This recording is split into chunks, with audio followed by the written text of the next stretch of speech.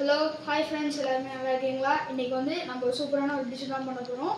இந்த டிஷ்ஷு தான் இட்லி சாப்ஸ்ன்னு சொல்லுவாங்க. ஓகே, இப்போ நம்ம டேரெக்டாக ரெசிபியில் போயிடலாம். சாப்பிட்டு பாருங்கள். ஈவினிங் அவங்க குழந்தைங்களுக்கு செஞ்சு கொடுங்க, நல்லா டேஸ்ட்டாக சாப்பிடுவாங்க. ஓகே, ஸ்டார்ட் பண்ணலாம்.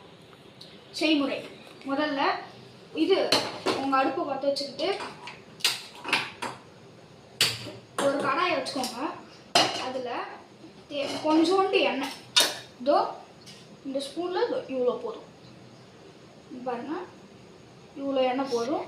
இதை ஆட் பண்ணிக்கலாம். இல்லை நீங்கள் நிறையா பண்ண போகிறீங்கன்னா இன்னும் கொஞ்சம் சேர்த்து கூட எடுத்துக்கலாம்.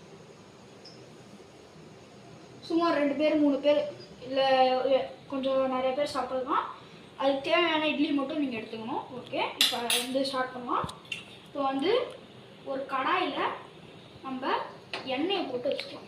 இது கொஞ்சம் சூடாகும்.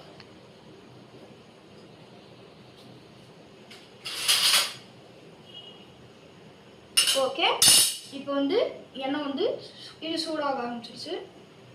இப்போ வந்து நம்ம என்ன பண்ணணும்னா, இதோ இங்கே பாருங்கள்,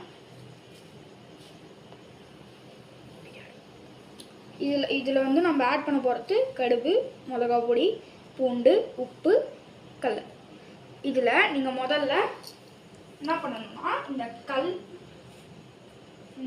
இது மட்டும் ஆட் பண்ணுங்க. நல்ல எண்ணெய் சூடானதுக்கப்புறம் அப்படியே எல்லாத்தையும் போட்டுங்க. அப்படியே எல்லாமே சேர்ந்து நல்லா மொறுமொறுன்னு ஆகும். அடுத்து நீங்கள் என்ன பண்ணணும்னா, இப்போ பாருங்கள், நம்ம கட் பண்ணி வச்சுருக்க இட்லி, இந்த இட்லி என்ன பண்ணணும்னா பண்ணுறதுக்கு முன்னாடி லைட்டாக இந்த மாதிரி கிளறி வச்சுருக்கோம். அந்த மாதிரி கிளறி வச்சுட்டு இப்போ நீங்கள் வச்சுருக்கீங்கல்ல இட்லி, அந்த இட்லியை அப்படியே அதில் போட்டுட்டீங்கன்னா அப்படியே விட்டுறாதுங்க.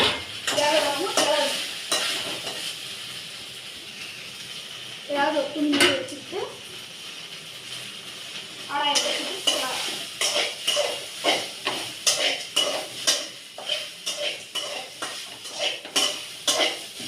உங்களுக்கு காரம் எவ்வளோ வேணுமோ அந்த அளவுக்கு மிளகா பொடி வச்சுக்கோங்க.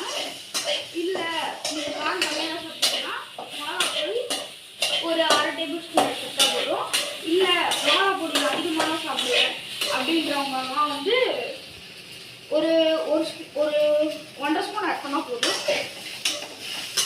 நீங்கள் இது பண்ணுறதுக்கு தேவையானபடி இது பண்ணிக்கலாம். இதை மிளகா பொடி போட்டுக்கலாம். ஓகே, இப்போ வந்து பார்த்தீங்கன்னா